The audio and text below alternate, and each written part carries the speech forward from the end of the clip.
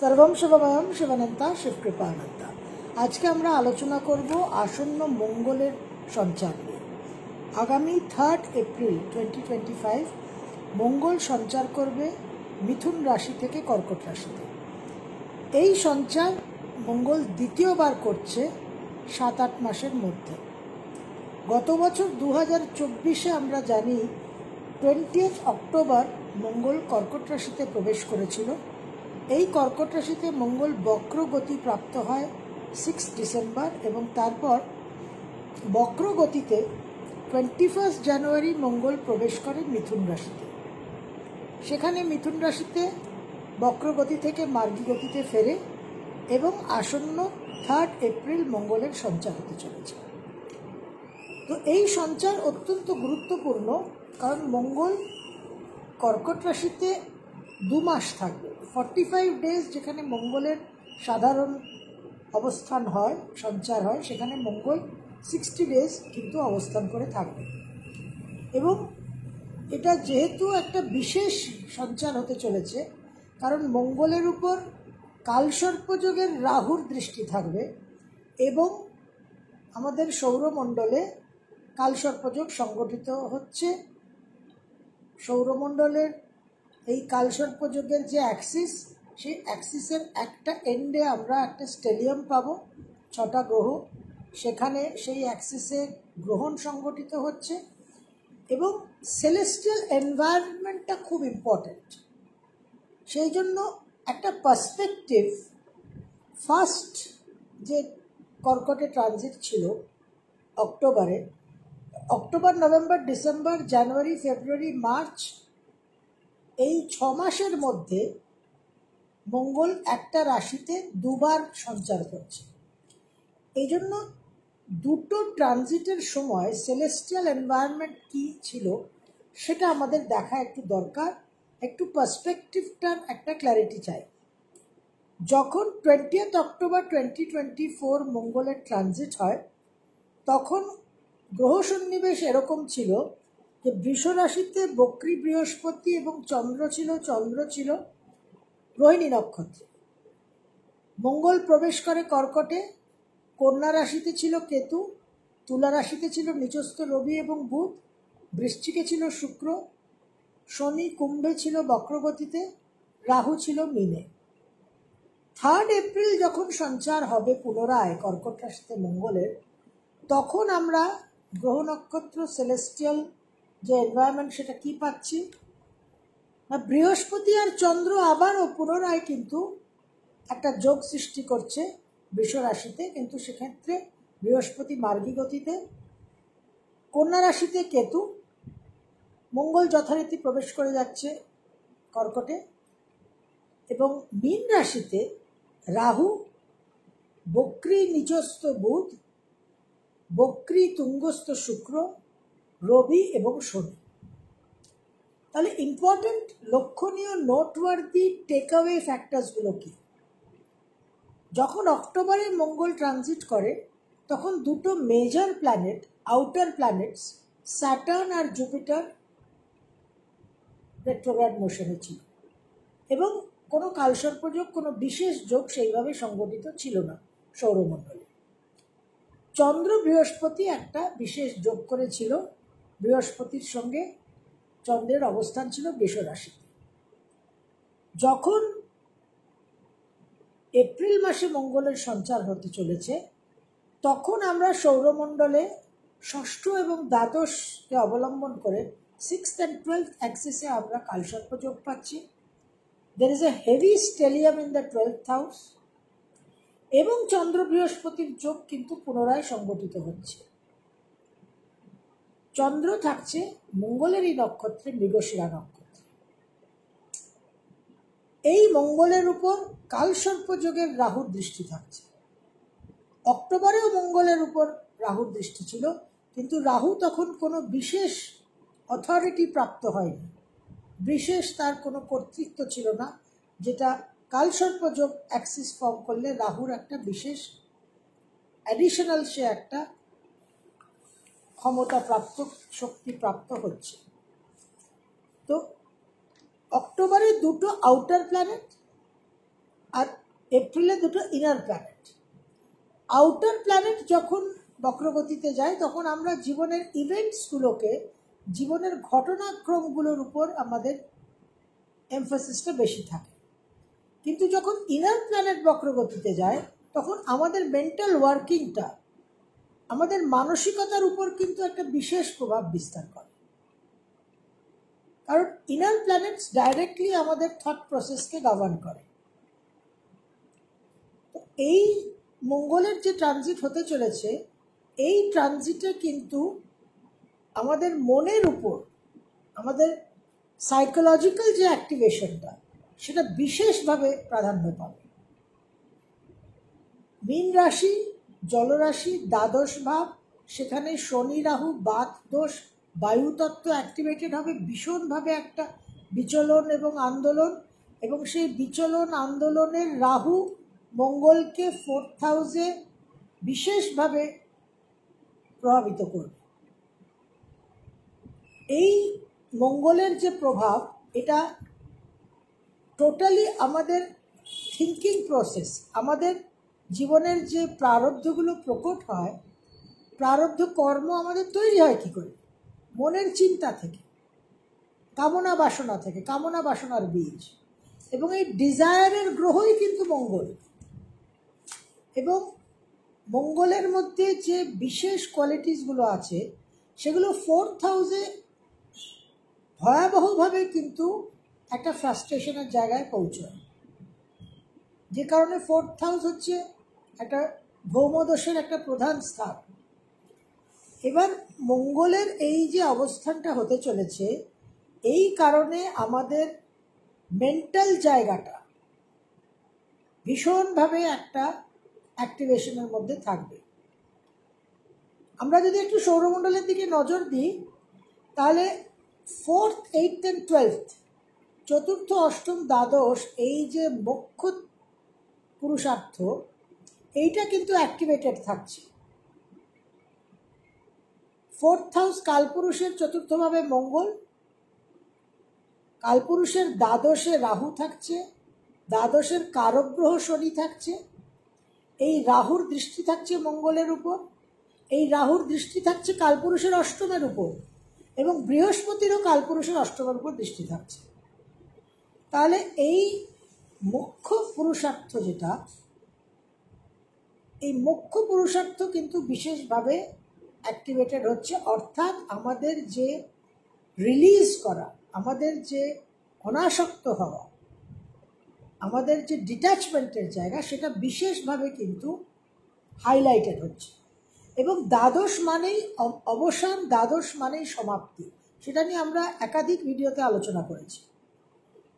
এই দ্বাদশ যে সমাপ্তি, যে অবসান, সেটা প্রধানত হচ্ছে আমি, অহং সত্তা, আই, 1st হাউসের লয়, 1st হাউসের ক্ষয়, the loss house of the first. লগ্নভাবের যে দ্বাদশ, এই যে মঙ্গলের যে আমিত্ব, যে অহংকার, যে ইন্ডিপেন্ডেন্স, একটা ইন্ডিপেন্ডেন্ট স্ট্রিক,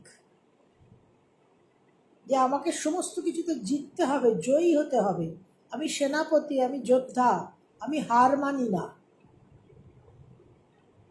এই মঙ্গলের যে গুণধর্মটা, এই গুণধর্মকে আমাদের সমর্পণ করতে হবে, ত্যাগ করতে হবে। Message from the universe is very clear. এখন আমরা যদি জলসাঘর সিনেমার ছবি বিশ্বাসকে একটু মনে করি, তাহলে বোঝা যাবে যে এই মঙ্গলের অ্যাকশনটা কিভাবে হয়। যে আমার সময় সমাপ্ত হয়ে গেছে, কালের প্রবাহে আমার যে নাম, যশ, খ্যাতি, কীর্তি, প্রাচুর্য, সম্পদ, ধন, সেটা কালের প্রবাহে আমার ক্ষয় হয়ে গেছে। আমার কাছে বর্তমানে পরিস্থিতি পরিবর্তিত হয়ে একেবারে একটা অন্য রকম পরিস্থিতি আমার জীবনে আমি অনুভব করছি। সেই পরিবর্তিত পরিস্থিতির সঙ্গে আমি মানিয়ে নিতে পারছি কি না, আমার অ্যাকসেপ্টেন্স হচ্ছে কি না, এইটা ভীষণভাবে গুরুত্বপূর্ণ, যেটা আমরা ছবি বিশ্বাসের চরিত্রে দেখেছি। কীর্তি, কামিনী, কাঞ্চন, এই যে তিনটে বিষয় যে জীবাত্মাকে মোহিত করে, তার মধ্যে বলা হচ্ছে যে কীর্তি যে বিষয়টা, পদ, প্রতিষ্ঠা, যশ, মান, এই কীর্তিকে ত্যাগ করা, এই কীর্তিকে ভোলা, এই কীর্তি ছাড়া থাকা মোস্ট ডিফিকাল্ট। মানুষ কাঞ্চন, ধন সম্পদ ত্যাগ করে একটা অভাবের মধ্যে থাকতে পারে, রেকনসাইল করতে পারে, মেনে নিতে পারে। তার ভোগ বস্তু কামিনী ত্যাগ করে তার অভাবে সে জীবনযাপন করতে পারে, কিন্তু তার যে মান, যশ, পদ, প্রতিষ্ঠা, পাওয়ার, ক্ষমতা, কর্তৃত্ব, সেটাকে সে ভুলতে পারে না। যাদের পরিবারে অবসরপ্রাপ্ত বিউরোক্র্যাটস আছে, আমলা আছে, তারা এই সত্যের সঙ্গে ভীষণভাবে পরিচিত। পলিটিশিয়ানদের, রাজনীতিক মানুষদের এই 5 বছরের জন্য তারা একটা পাগল হয়ে যায়। 5 বছর পরে আর কই পুছতা নেই, যদি না সে ফিরে আসে। এই যে ইনএবিলিটি টু লেট গো, এই যে মোহ, এই মোহর কারণে আমরা একটা মিথ্যে জগৎ তৈরি করি। We create a false illusory world. যে মিথ্যে ফলস ইলিউজরি ওয়ার্ল্ডকে তৈরি করতে, সৃষ্টি করতে রাহু 1 নম্বর ক্যান্ডিডেট। এবং মঙ্গল যখন নিচস্থ হবে, যখন সে যোদ্ধা, সে যখন তার ক্ষমতাকে প্রয়োগ করতে পারবে না, 4th হাউসটা যুদ্ধের জায়গা নয়, 4th হাউসটা বিশ্রামের জায়গা। তো যখন মঙ্গল বিশ্রাম করতে হবে বাধ্য হয়ে, যখন সে যুদ্ধ করতে পারবে না, যখন সে হেরে যাবে, যখন তাকে পরাজয় স্বীকার করতে হবে, যখন তাকে আরাম করতে হবে, তখন তাকে আরো প্ররোচিত করবে, আরো প্রলোভিত করবে রাহু। এই রাহু কিন্তু কালসর্পযোগ সংগঠিত করছে। কালসর্পযোগের একটা ডেসক্রিপশন দেওয়া হয়, রেস্ট্রিকশন অন হিউম্যান পোটেনশিয়াল। সাধারণত কোনো সাধারণ ব্যক্তির জন্মছকে কালসর্পযোগ থাকে না। কিছু প্রতিভা, কিছু মেধা নিয়েই মানুষ জন্মায়, এবং সেই মেধা, সেই প্রতিভাকে প্রতিফলিত করতে, তার অভিব্যক্তির জন্য তাকে প্রচুর সংগ্রাম সংঘাত ফেস করতে হয়। আর মঙ্গল হচ্ছে pure energy, pure potential, pure motivation. মঙ্গলের প্রেরণা, মঙ্গলের তাড়না না থাকলে আমরা জীবনে কিছু করতে পারবো না। যে কারণে মঙ্গলকে আমরা স্পোর্টসের কারকতা দিয়ে আছি। স্পোর্টসে একটা কম্পিটিটিভ স্পিরিট, এটা জিততে হবে, always a win loss situation, victory. তো এই মঙ্গল পিওর পোটেনশিয়াল, এই পিওর পোটেনশিয়াল, পিওর এনার্জি যখন রেস্ট্রিক্টেড হবে, তখন সে চরম ফ্রাস্ট্রেশনে ভুগবে। এবং শুধুমাত্র নিচ ঘর বলে নয়, Mars will not only be frustrated by debilitation, কিন্তু তার সঙ্গে ওই গোদের উপর বিষ ফোড়ার মতো একটা মিসডাইরেক্টেড, মিসলেড হবে বাই রাহু। এই জন্য ভেরি স্ট্রং ইমোশনাল ব্লেন্ড। এবার আসলে ইউনিভার্স, বিশ্বব্রহ্মাণ্ড, প্রকৃতি আমাদের কি বার্তা দিচ্ছে? আমাদের এই বার্তা দিচ্ছে যে আমাদের রিলিজ করতে হবে, আমাদের লেট গো করতে হবে, ডিট্যাচ করতে হবে। যে সমস্ত জায়গা কালের প্রবাহে এখন সমাপ্তির জায়গায় এসে পৌঁছেছে, অবসানের সময়, সেই জায়গাগুলো কিন্তু আমাদের ত্যাগ করতে হবে। যদি দেখেন আপনার বিবাহ ক্ষেত্রে একটা বিশেষ টার্মিনাল পজিশন চলছে, ছেড়ে দিন, ডোন্ট ফাইট। কর্মক্ষেত্রে সেই রকম একটা দ্বন্দ্ব চলছে, সারেন্ডার করুন। যদি দেখেন আপনার সন্তানের সঙ্গে, পরিবারের সঙ্গে কিছু সমস্যা চলছে, পারিবারিক মঙ্গল তো ভূমি সংক্রান্ত গ্রহ, জমি জমা ইত্যাদি প্রপার্টি নিয়ে বিশেষ বিবাদ হচ্ছে, সেখানে আমরা আরও আমাদের অধিকারকে পাওয়ার জন্য উঠে পড়ে লেগে থাকি। সেখানে আমাকে ত্যাগ করতে হবে। এরকম জীবনের সমস্ত বিষয় আমরা মেষ থেকে রাশি লগ্ন, দ্বাদশ রাশি লগ্নের আমরা আলোচনা করব সেপারেটলি। তো আপনাদের একটা জেনারেল ওভারভিউ দিচ্ছি। জীবনের যে সমস্ত ক্ষেত্রে দেখবেন যে বিশেষ প্রতিবন্ধকতা অবলম্বন অনুভব করছেন, বিশেষ প্রতিবন্ধকতা এসে দাঁড়াচ্ছে, হিউজ ব্লকেজ, সেই ব্লকেট প্রতিবন্ধকতাগুলোকে অতিক্রম করার চেষ্টা আর করবেন না, ছেড়ে দিন, give up. Time to release, time for detachment. এই কালপুরুষের রাশিচক্রের প্রথম ভাব লগ্ন আই হচ্ছে মঙ্গল, তার লগ্নের দ্বাদশে রাহু, দ্বাদশের কারক গ্রহ শনি সমেত বসে আছে। আগামী 2.5 বছর শনির যে মীন রাশিতে অবস্থান, অর্থাৎ ব্যয়, ক্ষয়, লয়, অবসান, সমাপ্তির যে 30 ডিগ্রি মীন রাশি, সেখানে সেই সমস্ত কিছুর কারক গ্রহের সঞ্চার থাকছে। সুতরাং শনির যে 2.5 বছরের একটা মীন রাশিতে অবস্থানের যে প্রভাব, সেই প্রভাব যদি নেগেটিভলি অনুভব করতে না চান, তাহলে জীবনে এখন থেকেই কিন্তু আপনাকে ত্যাগ, রিলিজ, অনাসক্ত ভাব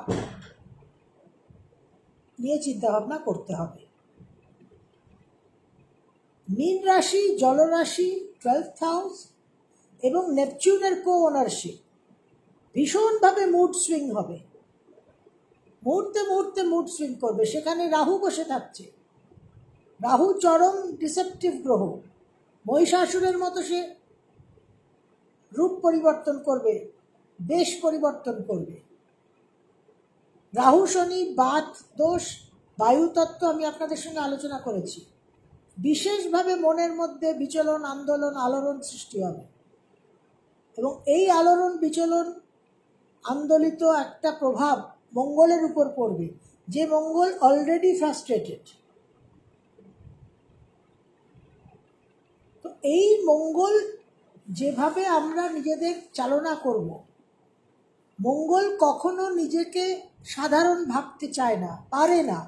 সে অতি সাধারণ হলেও সে নিজেকে একটা অসাধারণ মনে করতে চায় এবং চায় যে সমস্ত মানুষ তাকে অসাধারণ মনে করুক। এরা গেরা নথু খেরা, বা হিন্দিতে একটা কথা আছে, এরা গেরা নথু খেরা, অর্থাৎ মামুলি আদমি, সাধারণ মানুষ, যার কোনো পরিচয় নেই, যার কোনো কীর্তি নেই। কিন্তু এই একটা একেবারে নো নেম নো ফেম, নাম যশহীন একটা অস্তিত্ব মঙ্গল পছন্দ করে না। কিন্তু এই যে তার আমিত্ব, এই যে তার পরিচয়, এটাই তাকে কিন্তু ত্যাগ করতে হবে, তার অধিকার তাকে ত্যাগ করতে হবে। 4th, 8th, 12th Axis, 4th, 8th, 12th house activated হচ্ছে। এখানে মঙ্গল নিচস্থ হচ্ছে, আই ফ্যাক্টরটা ডাউন হয়ে যাবে। আমার আমিত্বকে আমি যদি ছাড়তে না পারি, যদি রিলিজ করতে না পারি, যদি এটাকে অ্যাকসেপ্ট করতে না পারি, হিউজ পেনাল্টি কিন্তু আমাদের দিতে হবে। আগামী 2.5 বছরের শনির যে অবস্থান কালপুরুষের দ্বাদশভাবে, সেই অবস্থানের একেবারে প্রথম 2 মাসেই কিন্তু আমাদের একটা প্রকৃতি, একটা ইউনিভার্স একটা সুযোগ দিচ্ছে কারেকশনের। ডোন্ট ফাইট, ডোন্ট রেজিস্ট, তাহলে হিউজ পেনাল্টি। যাদের সাড়ে-সাতি, যাদের ঢাইয়া, যাদের রাহু মঙ্গল শনি চন্দ্রের দশা, অন্তর্দশা, প্রত্যন্তর দশা, তাদের জন্য আরও বেশি করে একটা সাবধানতা। যাদের কর্কট, তুলা, মকর, কুম্ভে বিভিন্ন গ্রহ আছে, মঙ্গল আছে, চন্দ্র আছে, তাদেরও একটা সাবধানতা। ওভারঅল আমরা যদি এই মঙ্গলের ট্রানজিটকে শুধু মঙ্গলের ট্রানজিট হিসেবে আমাদের দেখলে, ভাবলে, ব্যাখ্যা করলে চলবে না। লার্জার পিকচারকে আমাদের নিয়ে চলতে হবে। যে এই মঙ্গলের যে 3 এপ্রিল থেকে 7 জুন অবস্থান কর্কট রাশিতে, এটা আমাদের আগামী 2.5 বছরের শনির যে ট্রানজিট মীন রাশিতে অবস্থান, তার জন্য একটা বিশেষ বার্তা বহন করে আনছে এই মঙ্গলের transit. That is very very important. যে মঙ্গল আমাদের আইনেস, অধিকার, আমি আমার ডিজায়ার, কামনা বাসনা, ধরে থাকা,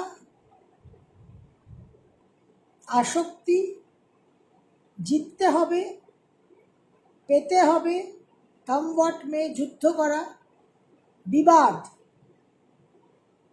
এই বিবাদের জায়গা থেকে যাতে আমরা সরে আসি, সেই জন্য বিশ্ব ব্রহ্মাণ্ড, ইউনিভার্স, প্রকৃতি আমাদের বিশেষ বার্তা দিচ্ছে।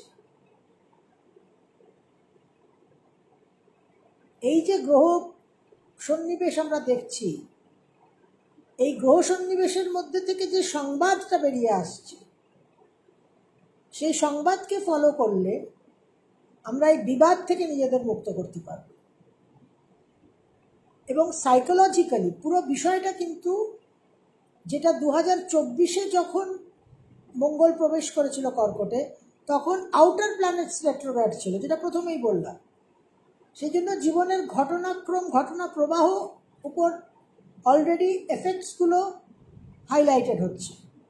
কিন্তু এবার যখন মঙ্গল কর্কটে প্রবেশ করছে, তখন ইনার প্ল্যানেটস রেট্রোগ্রেড থাকছে এবং ওই স্টেলিয়ামের মধ্যে, ওই ওয়াটার সাইনে।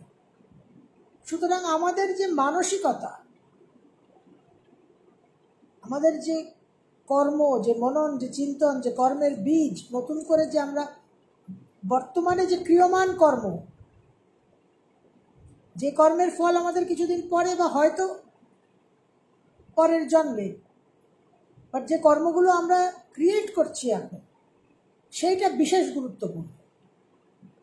এবং এই 2 মাস আমাদের মনন চিন্তন যেভাবে চলবে, তার উপর অনেকটাই নির্ভর করবে আগামী 2.5 বছরে মীন রাশিতে শনির রেজাল্ট আমাদের জীবনে।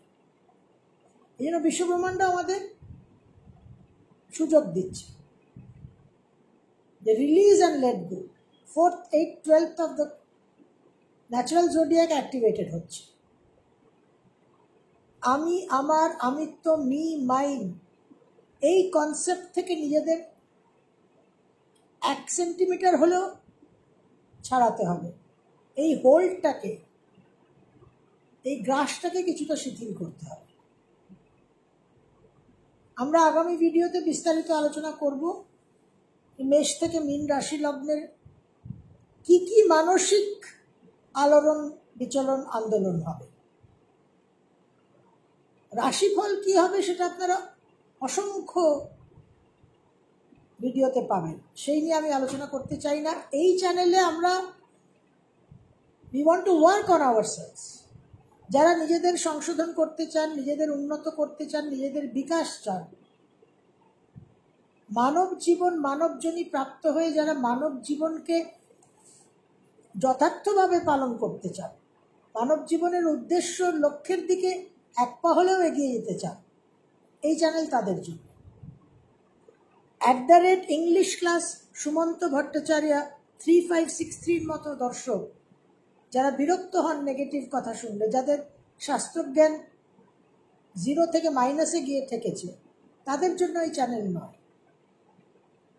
আপনারা ভালো ভালো কথা শুনতে চান, গল্প দাদুর আসর শুনতে চান, আপনাদের জন্য অনেক অপশন আছে। শুধু শুধু এই চ্যানেলে সময় নষ্ট করবেন না, নিজেদের মানসিক স্থিতিকে ডিস্টার্ব করবেন না।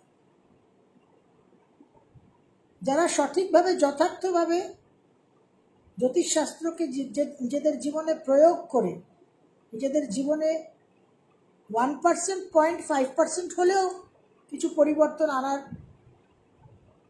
প্রয়াস করতে চান, তাদের জন্য এই চ্যানেল। রাশিফল অনেক পাবেন, অনেক জায়গায় শুনবেন। মঙ্গল আসবে, মঙ্গল যাবে, শনি আসবে, শনি যাবে, জীবনে কোনো পরিবর্তন হবে না। তো এই মার্সের যে ট্রানজিট, এই মার্সের ট্রানজিট শুধু মঙ্গলের ট্রানজিট বলে নয়,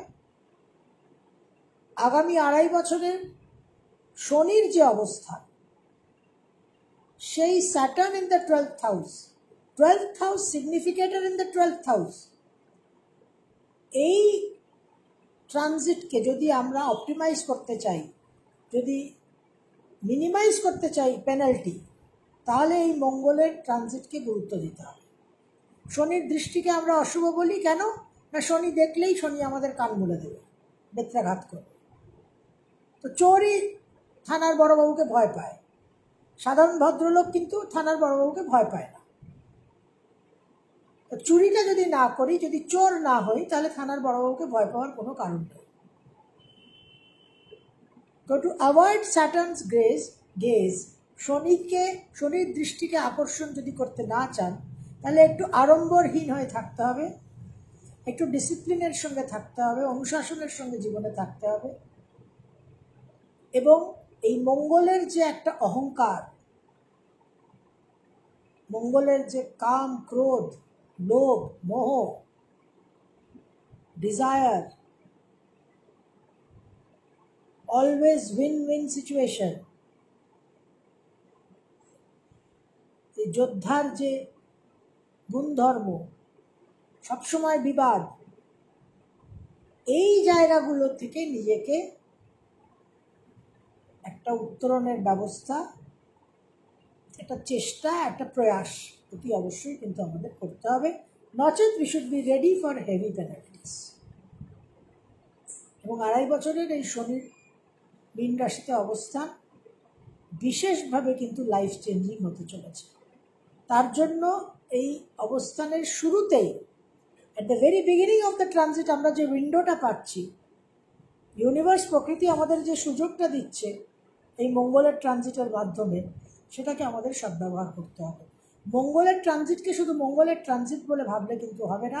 We have to see it from the perspective of Saturn's stay in the 12th house of the zodiac. Sarvam Shivamayam Shivananta Shivkripa.